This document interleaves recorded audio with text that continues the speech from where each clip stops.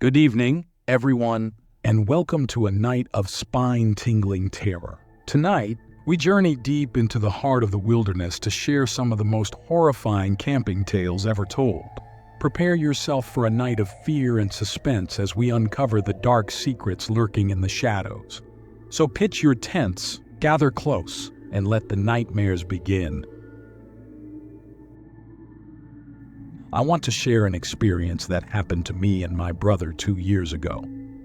We decided to visit a haunted location during the day, specifically a cemetery in Santa Cruz. After walking around the cemetery and finding nothing out of the ordinary, we decided to leave.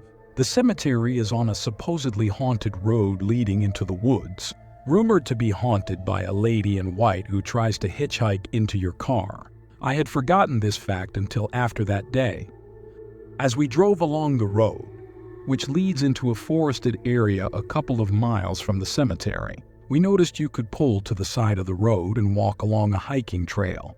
We decided to hike the trail since I had completely forgotten about the haunted road and wasn't looking for anything paranormal.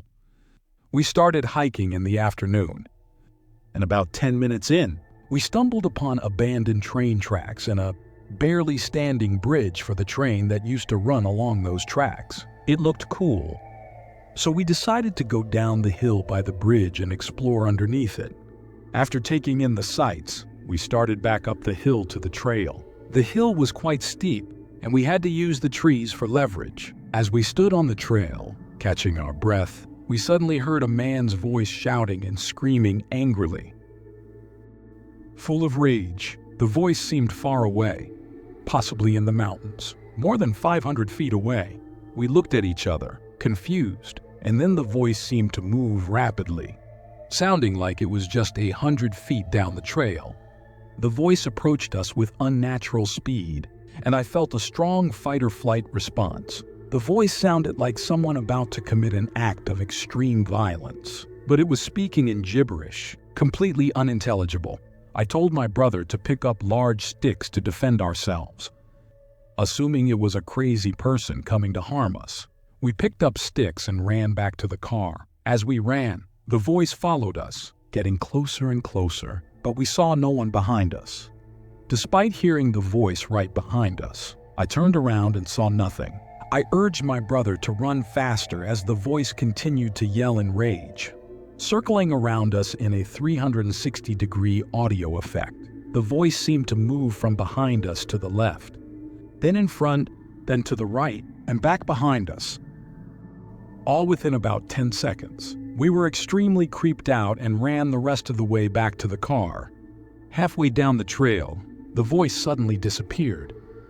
Exhausted, we slowed down and started discussing what had just happened. My brother confirmed that he also heard the voice circling around us and speaking in gibberish. We knew we weren't imagining it. We finally got into the car and drove away in silence, contemplating what had happened. That's when I remembered that the whole road was haunted, not just the cemetery. A few months before this experience, I had walked that trail alone and nothing strange had happened. This was one of the weirdest experiences of my life, and to this day, I have never gone back and don't plan to. Everything I've written is the absolute truth. The Santa Cruz area and mountains are known for cults and dark magic. If you have any questions about this experience, feel free to ask. Please stay safe out there. Last summer, I worked as a camp counselor and had always heard about an intriguing out-tripping area downstream from where we usually hung out. This spot was famous for a supposed abandoned meth lab trailer and an old porcelain bathtub nearby. Curiosity got the better of me, and I decided to explore this area, which I had meant to visit the previous summer but didn't get the chance. For some context, our camp is based on an old abandoned ranger station deep in the woods. The old ranger, who supposedly died over 100 years ago, is said to haunt the camp. Despite his ghostly presence, he's considered friendly and protective. Our camp director, who is very spiritual, has worked hard to ensure the camp's safety, including smudging the area and bringing in priests to bless it. One week, after finishing our lunchtime duties, a friend and I had a few hours to kill. I suggested we explore the infamous out-tripping spot. We didn't know exactly how to get there, but I had some directions from older workers. Despite warnings about the area's creepiness and proximity to a government weather station, we set off with bear spray, a backpack, and water bottles. After 3 creek crossings, we found the pathway and hiked up to an old tag-along trailer covered in bullet holes.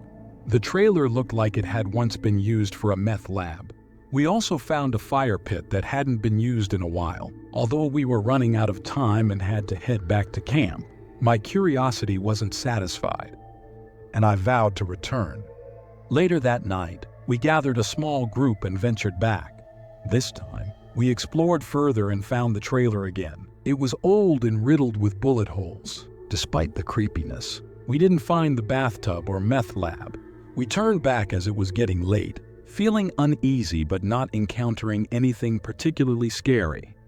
During the last week of camp, we decided to make one final trip to the spot. While swimming and messing around downstream, I noticed a clearing that could have been the road the trailer had come from. I felt an urge to explore and ran up the loose gravel road. My friend, who was with me, and I had a strange experience where we seemed to miss each other despite being on the same path. It felt like we were in a time warp, and when we spoke to others about it, they agreed it was off-putting.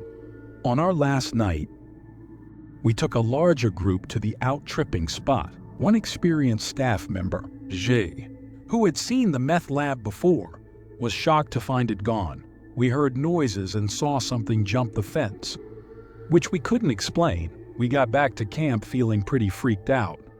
The following day, a senior staff member who was spiritual sensed something was wrong and had all the kids face away from the meth lab direction.